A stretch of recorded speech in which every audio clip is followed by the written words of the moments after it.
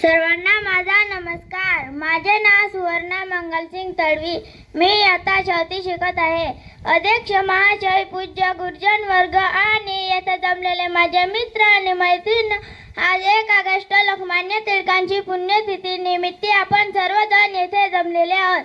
लोकमान्य टिळक यांचा जन्म 23 जुलै 1854 रोजी रत्नागिरी जिल्ह्यातील चिखली या गावी झाला.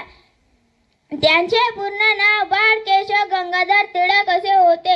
त्यांच्या वडिलांचे नाव गंगाधर टिळक आणि आईचे नाव पार्वतीबाई असे होते.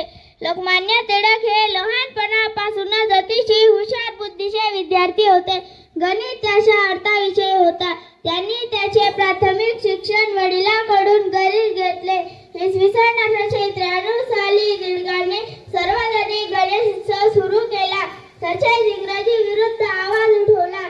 म्हणून त्यांना